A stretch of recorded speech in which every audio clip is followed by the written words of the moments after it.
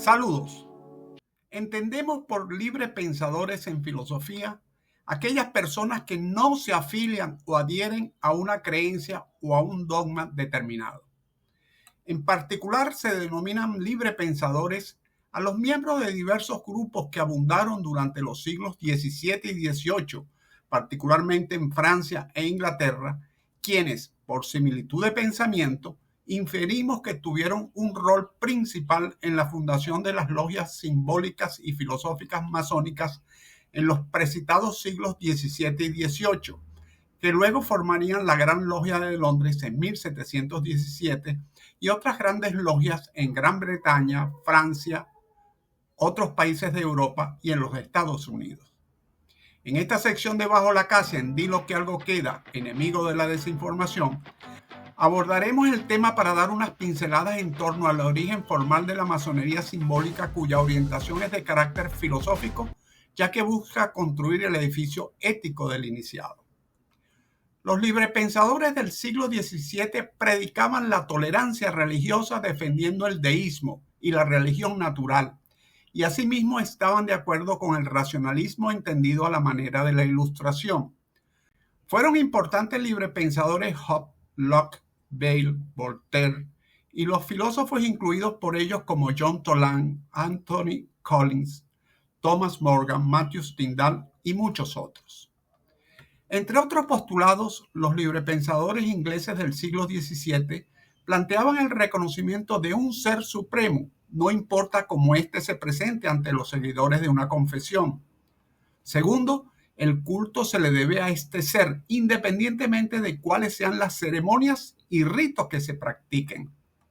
Tercero, una conducta personal cuyo eje cardinal moral sea la piedad y la virtud, así como la adoración a Dios en este mundo. Si observamos con detenimiento, hay mucho de semejanza con el planteamiento filosófico de la francmasonería.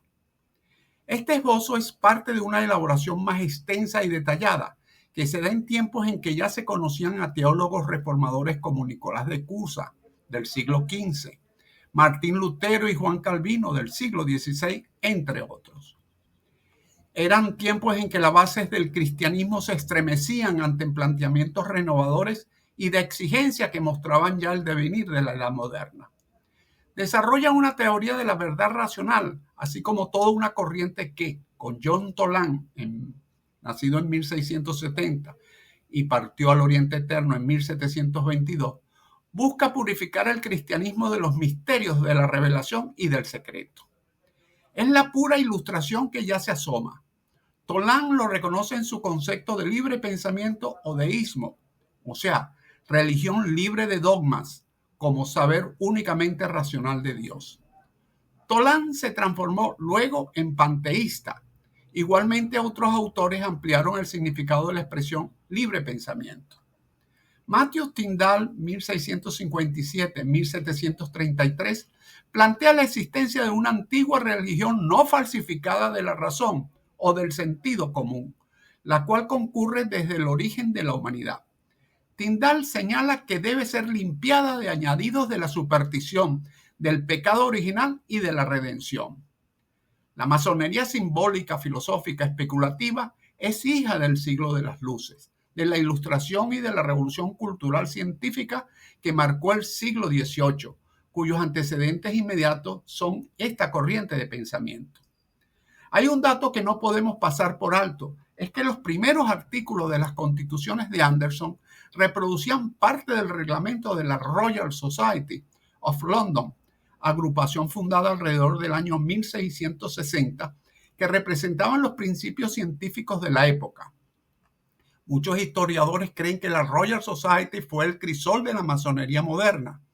Entre 1717 y 1740, 13 de los primeros 24 grandes maestros y 6 de los 12 primeros vicegrandes maestros fueron socios de la Royal Society. Algunos investigadores afirman que el 45% de los miembros de la Royal Society de la época fueron masones. Por otra parte, sabemos que los masones pertenecieron en gran número a otras organizaciones culturales, filosóficas o científicas, como la Sociedad de Anticuarios, el Real Colegio de Médicos, la Real Sociedad de Farmacéuticas y la Spalding Society o una sociedad de anticuarios. La masonería especulativa nacía entre ciencia, filosofía y fiebre asociativa, en la estela de los inicios de la Royal Society.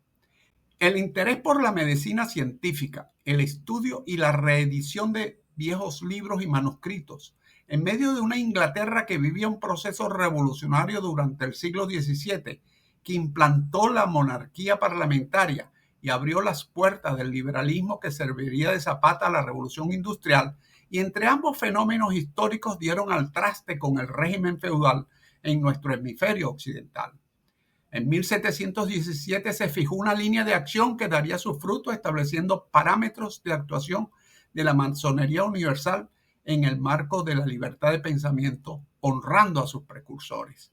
Es cuanto: salud, fuerza y unión.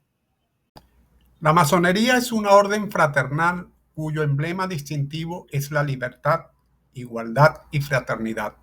Adelanta sus estudios con la escuadra de la razón y el compás de la comprensión, sostenida sobre las columnas de la ciencia y la virtud en el marco de la libertad de pensamiento. Gracias por su atención y visto lo visto, di lo que algo queda. Les invitamos a darle me gusta y suscribirse a nuestro canal y hasta el próximo video.